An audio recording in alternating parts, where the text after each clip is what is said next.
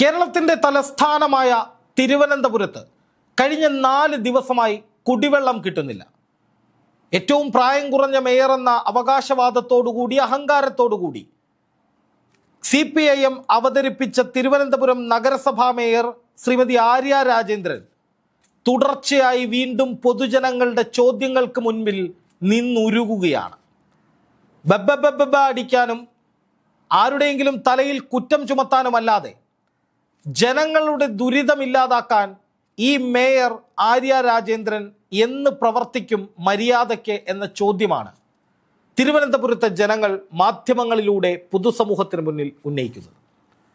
കഴിഞ്ഞ 4 ദിവസമായി തലസ്ഥാന നഗരത്തിൽ കുടിവെള്ളമില്ല. ഹോട്ടലുകളിൽ കൈ കഴുകാൻ പോലും വെള്ളമില്ല.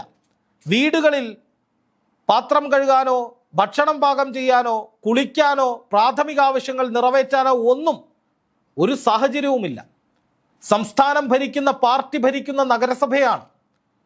എന്താണ് ഇത്രയും ദുരന്തമയമായ അവസ്ഥ CPM ഭരിക്കുന്ന LDF ഭരിക്കുന്ന നഗരസഭയ്ക്ക് ഉണ്ടാകുന്നത് എന്ന് ചോദിച്ചാൽ കഴിവുകേടാണ്, ജനങ്ങളോടുള്ള ഒരു തരത്തിലുള്ള കമ്മിറ്റ്മെന്റുമില്ലായ്മയാണ് എന്ന് പറയേണ്ടി വരും.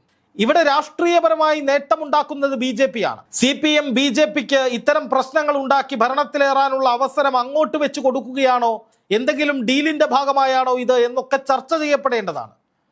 കാരണം ഒന്ന് ആലോചിച്ച് നോക്കുക, സംസ്ഥാനം ഭരിക്കുന്ന പാർട്ടി ഭരിക്കുന്ന നഗരസഭ, അവിടെ ഏറ്റവും പ്രായം കുറഞ്ഞ പാർട്ടി അഭിമാനതാരമായി ഉയർത്തിക്കാണിക്കുന്ന ഒരു നഗരസഭ മേയർ അമ്മ എന്നും വിളിക്കപ്പെടുന്ന ആര്യ രാജേന്ദ്രൻ, ഇവരുടെ കീഴിൽ ആ നഗരസഭയിലെ ജനങ്ങൾ പൊറുതിമുട്ടുകയാണ്. ഇതാദ്യമായല്ല ആര്യ രാജേന്ദ്രൻ വിവാദ താരമാകുന്നത്. ഇതിനു മുമ്പ് എത്രയെത്ര സംഭവങ്ങൾ. LDF ഭരണസമിതിക്കെതിരെ അഴിമതി ആരോപണവുമായി BJP രംഗത്തെത്തുന്നു. ആ KSRTC ഡ്രൈവറുമായുള്ള തർക്കത്തിന്റെ വിഷയം, അവിടെ ഒരു ശുചീകരണ തൊഴിലാളി മുങ്ങി മരിച്ച സംഭവം, അതിനുശേഷം കുടിവെള്ള പ്രശ്നം, അങ്ങനെ തിരുവനന്തപുരം നഗരസഭ മേയർ ആര്യ രാജേന്ദ്രൻ എപ്പോഴും നെഗറ്റീവ് വാർത്തകളിൽ ഇങ്ങനെ നിറഞ്ഞു നിൽക്കുകയാണ്. ഇത് ശരിക്കും പറഞ്ഞാൽ രാഷ്ട്രീയപരമായി CPMന് ഉണ്ടാക്കുന്ന തിരിച്ചടി വളരെ വലുതാണ്. കാരണം CPM ഒരു താരമായി ഉയർത്തിക്കാട്ടിയ ഭരണാധികാരിയുടെ നേതൃത്വത്തിൽ നാടും നഗരവും ജനങ്ങളും ദുരിതമയമാകുന്ന, നശിച്ചു പോകുന്ന അവസ്ഥ. തിരുവനന്തപുരം നഗരത്തിലെ വെള്ളക്കെട്ട് പോലും സമീപകാലത്ത് വലിയ ചർച്ചയായതാണ്. ഇവിടെയൊക്കെ കളം പിടിക്കുന്നത് BJP ആണെന്നേ. അതാണ് ഇതിൽ ഏറ്റവും പ്രധാനപ്പെട്ട കാര്യം. തദ്ദേശഭരണ തെരഞ്ഞെടുപ്പുകളിൽ എല്ലാ കാലത്തും CPMനാണ് കേരളത്തിൽ മേൽക്കൈ. അതിനുള്ള കാരണം അവരുടെ സംഘടനാ സംവിധാനമാണ്, കേഡർ സ്വഭാവമാണ്. ഓരോ പാർട്ടി അണിയെയും പ്രാദേശിക നെറ്റ്വർക്കുകൾ ശക്തമാക്കി ഉപയോഗിച്ചുകൊണ്ട് തദ്ദേശ ഭരണ തെരഞ്ഞെടുപ്പുകളിൽ വോട്ട് ചെയ്യാനെത്തിക്കുന്ന ആ രീതി BJPയും കേരളത്തിൽ ശക്തമായി തുടങ്ങിയിട്ടുണ്ടെന്നേ. അതാണ് തിരുവനന്തപുരത്ത് അവർ പ്രതിപക്ഷത്താണ്. പാലക്കാട് നഗരസഭ അവരുടെ കയ്യിലാണ്. തൃശ്ശൂർ ഉൾപ്പെടെയുള്ള പല ജില്ലകളിലും BJP നഗരസഭകളിലും പഞ്ചായത്തുകളിലും വലിയ മുന്നേറ്റം കാഴ്ചവെച്ചുകൊണ്ടിരിക്കുകയാണ്. BJPയുടെ വോട്ടിംഗ് ശതമാനത്തിൽ വലിയ വർധനവുണ്ടായിരിക്കുകയാണ്. ജനങ്ങൾക്ക് വേണ്ടി തെരുവിലിറങ്ങാൻ BJPയും BJPയുടെ യുവജന പ്രസ്ഥാനങ്ങളും ഉണ്ട് എന്ന നിലയിലേക്കുള്ള ഒരു അന്തരീക്ഷം ഈ മേയറും സംഘവും പോലുള്ള ഭരണാധികാരികൾ കേരളത്തിൽ പ്രാദേശിക തലത്തിൽ അല്ലെങ്കിൽ നഗരസഭാ തലത്തിൽ തദ്ദേശ ഭരണ സ്ഥാപനങ്ങളുടെ ആ തലത്തിൽ ഉണ്ടാക്കിക്കൊണ്ടിരിക്കുകയാണ്. ഇവരോരോ പ്രശ്നങ്ങൾ ഉണ്ടാക്കുന്നു, അതിനൊക്കെ എതിരെ BJP പ്രതിപക്ഷം എന്ന നിലയിൽ തെരുവിലിറങ്ങുന്നു. ഇപ്പൊ തിരുവനന്തപുരത്ത് സംഭവിക്കുന്നത് എന്താ? ഇപ്പൊ ജനം TV നൽകിയിരിക്കുന്ന ഒരു വാർത്ത, സംഘപരിവാർ അനുകൂല ചാനലായ ജനം TVയുടെ വാർത്ത നോക്കുക. അവർ ഈ വിഷയം ആളിക്കത്തിക്കുകയാണ്. തലസ്ഥാന നഗരി വെള്ളം കിട്ടാതെ അലയാൻ തുടങ്ങിയിട്ട് 4 ദിവസം കഴിഞ്ഞു. വെള്ളം ഇന്നലെ മുതൽ എത്തിച്ചു തുടങ്ങിയെങ്കിലും പലയിടത്തും ഇനിയും ജലം എത്തിയിട്ടില്ല. കോർപ്പറേഷന്റെ അനാസ്ഥയിൽ അംഗനവാടികൾക്കുൾപ്പെടെ ഇന്ന് അവധി പ്രഖ്യാപിച്ചിരിക്കുകയാണ്. പക്ഷെ ഇവർ പറയുന്ന, അതായത് രാഷ്ട്രീയപരമായി ഈ വിഷയത്തെ ജനങ്ങളുടെ മനസ്സിലേക്ക് CPMനെതിരെ, ഭരണസമിതിക്കെതിരെ, മേയറുടെ കഴിവുകേടിനെതിരെ എത്തിക്കുന്ന രീതി നോക്കുക. സാധാരണക്കാർ വെള്ളത്തിനായി നെട്ടോട്ടം ഓടിയപ്പോഴും മന്ത്രിമന്ദിരങ്ങളിലെയോ AKG സെന്ററിനെയോ ഈ ജലപ്രതിസന്ധി ബാധിച്ചിട്ടില്ല.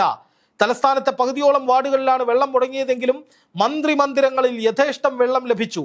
മന്ത്രിമന്ദിരങ്ങളിൽ വെള്ളം മുടങ്ങിയാൽ ഉടൻ ടാങ്കറുകളിൽ വെള്ളം എത്തുകയാണ്. MLAയും രാഷ്ട്രീയ നേതാക്കളും പങ്കെടുത്ത വിവാഹ നിശ്ചയ ചടങ്ങിൽ അതിഥികൾക്ക് കൈകഴുകാൻ വെള്ളം കിട്ടാതെ വന്നതോടെ വൻ പ്രതിസന്ധി അനുഭവപ്പെട്ടു. Kadakampally Surendran MLA, UDF convener MM Hasan, Congress നേതാവ് VS ശിവകുമാർ തുടങ്ങി 700 പേരാണ് ചടങ്ങിൽ പങ്കെടുത്തത്. സദ്യയുടെ 2ാം പന്തി ആരംഭിച്ചതോടെ വെള്ളം തീർന്നു. തുടർന്ന് വധുവിന്റെ വീട്ടുകാർ ചാലയിലെത്തി 200-ലധികം ക്യാനുകളിൽ കുപ്പിവെള്ളം എത്തിച്ച് കൈകഴുകാൻ സഹായമൊരുക്കി എന്നൊരു വാർത്ത ജനം TV ഇപ്പോൾ നൽകിയിട്ടുണ്ട്. അത് വൈറലായി സോഷ്യൽ മീഡിയയിൽ ഓടുകയാണ്. അതിനുള്ള കാരണം എന്ന് പറയുന്നത് ഇതൊരു ജനങ്ങൾക്കിടയിലേക്ക് കൃത്യമായി എത്തുന്ന ഒരു വാർത്തയാണ്. അതായത് സംഘപരിവാറിന് ഗുണകരമാകുന്ന വിധത്തിൽ അവിടുത്തെ പ്രതിപക്ഷം എന്ന് പറയുന്നത് BJP ആണ്. BJPക്ക് കളം പിടിക്കാൻ കഴിയുന്ന വിധത്തിൽ ഈ വിഷയങ്ങളൊക്കെ മാറിക്കൊണ്ടിരിക്കുകയാണ്. അവിടുത്തെ വെള്ളക്കെട്ടിന്റെ പ്രശ്നമായിക്കൊള്ളട്ടെ, ആ ശുചീകരണ തൊഴിലാളി ഓടയിൽ വീണ് മരിച്ച സംഭവമായിക്കൊള്ളട്ടെ, ഈ മേയർ ധിക്കാരപരമായി KSRTC ഡ്രൈവറോട് പെരുമാറിയ ആ വീഡിയോ പുറത്തു വന്ന വിഷയത്തിലാകട്ടെ, ഒക്കെ BJP നിരന്തരമായി അവിടുത്തെ ജനങ്ങളിലേക്ക് ഇതൊക്കെ പറഞ്ഞുകൊണ്ട് ഇറങ്ങി ചെല്ലുകയാണ്.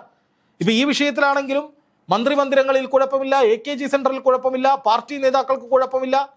അവരെയൊക്കെ ഈ മേയർ ആര്യ രാജേന്ദ്രൻ അവരുടെ കഴിവ് ഉപയോഗിച്ച് വേണ്ടതെല്ലാം കൊടുക്കുകയാണ്. അതായത് ഈ കുടിവെള്ളം എത്തിക്കുകയാണ്, അവർക്കൊക്കെ എത്തുന്നുണ്ട്. സാധാരണക്കാർക്ക് മാത്രമാണ് ഈ ദുരന്തം എന്ന രീതിയിൽ പ്രചാരണം വരുമ്പോൾ അത് സ്വാഭാവികമായും മുതലെടുക്കാൻ അവിടുത്തെ പ്രതിപക്ഷമായ BJPക്ക് സാധിക്കും. ഇങ്ങനെയാണ് നാട്ടിലെ സാധാരണക്കാരായ ജനങ്ങളുടെ മനസ്സ് മാറുന്നത്. അവർ ഈ വാർത്ത കാണുമ്പോൾ എന്താണ് മനസ്സിലാക്കേണ്ടത്? ഓഹോ, നമ്മളെയൊക്കെ പട്ടിണിക്കിട്ട് നമുക്ക് വെള്ളം തരാതെ നമ്മുടെ കാര്യങ്ങൾ മുഴുവൻ മുടക്കുമ്പോഴും അവർക്കവിടെ ഒരു കുഴപ്പവുമില്ല, അവർ ഗംഭീരമായി പോകുന്നു, അവര് മന്ത്രിമാർ നന്നായി ജീവിക്കുന്നു, AKG സെന്ററിൽ അടിപൊളിയായിട്ട് കാര്യങ്ങൾ നടക്കുന്നു. എങ്കിൽ ഇനി മുതൽ CPM-ന് ഞങ്ങൾ കുത്തില്ല. മേയർ ആര്യ രാജേന്ദ്രൻ തുടർച്ചയായി പ്രശ്നങ്ങൾ ഉണ്ടാക്കുകയാണ്. അങ്ങനെ ഒരു ഭരണാധികാരിയെ CPM പൊക്കിപ്പിടിച്ചുകൊണ്ട് നടക്കുകയാണ്. സംസ്ഥാനം ഭരിക്കുന്ന, പാർട്ടി ഭരിക്കുന്ന നഗരസഭയുടെ ഏറ്റവും പ്രായം കുറഞ്ഞ നേതാവ് അല്ലെങ്കിൽ ഭരണാധികാരി അല്ലെങ്കിൽ നഗരസഭാ ചെയർപേഴ്സൺ എന്ന നിലയിൽ പാർട്ടി ഉയർത്തിപ്പിടിക്കുന്ന ആ ഒരു ഭരണാധികാരിയെ കൊണ്ട് ഒരു കാര്യവും നടക്കുന്നില്ല. എന്നിട്ടും അവർക്ക് വേണ്ടി പാർട്ടി വാദിക്കുന്നു, പാർട്ടി അവരെ മുന്നിൽ തന്നെ നിർത്തുന്നു, അവരെ വെള്ളപൂശുന്നു. അങ്ങനെയെങ്കിൽ ഈ ഭരണാധികാരിക്കും ആ ഭരണാധികാരിയെ പിന്തുണയ്ക്കുന്ന പാർട്ടിക്കുമൊപ്പം ഞങ്ങളില്ല.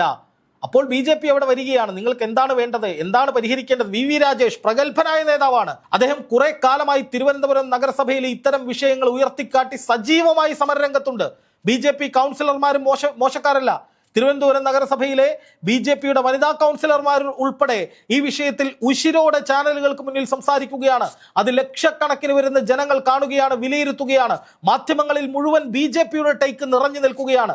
അങ്ങനെ സോഷ്യൽ മീഡിയയിലും ദൃശ്യമാധ്യമങ്ങളിലും പത്രമാധ്യമങ്ങളിലും ഓൺലൈൻ മാധ്യമങ്ങളിലും ഒക്കെ BJP നിറഞ്ഞു നിൽക്കുന്ന സാഹചര്യമാണ് കഴിഞ്ഞ കുറെ കാലമായി തൻ്റെ കഴിവുകേട് കൊണ്ട് അല്ലെങ്കിൽ തിരുവനന്തപുരം നഗരസഭയുടെ വീഴ്ചകൾ കൊണ്ട് തലസ്ഥാനത്തുണ്ടായിക്കൊണ്ടിരിക്കുന്നത്. ഇത് അവിടുത്തെ ജനങ്ങൾ വിലയിരുത്തും. അടുത്ത തവണ ഇങ്ങനെയാണെങ്കിൽ നഗരസഭ ഭരണം പുഷ്പം പോലെ BJPയുടെ കയ്യിലേക്കും പോകുന്നത് BJPയുടെ കൂടി കണക്കുകൂട്ടലാണ്. അങ്ങനെ വരുമ്പോൾ തലസ്ഥാന നഗരസഭ അവരുടെ കയ്യിലേക്ക് വരുമ്പോൾ, അതുപോലെ തന്നെ പല ജില്ലകളിലും BJP തദ്ദേശ ഭരണ തെരഞ്ഞെടുപ്പുകളിൽ വലിയ മുന്നേറ്റം ഉണ്ടാക്കുമ്പോൾ അത് BJPയുടെ അടിത്തറയുടെ കരുത്ത് വർദ്ധിപ്പിക്കുകയാണ്. മേയറമ്മ എന്ന് വിളിക്കപ്പെടുന്ന ഈ ആര്യ രാജേന്ദ്രനോട് ഒറ്റ ചോദ്യമേ ഉള്ളൂ: BJPയെ വളർത്താനാണോ താങ്കൾ അവിടെ നഗരസഭാ ചെയർപേഴ്സണായി വന്നത്?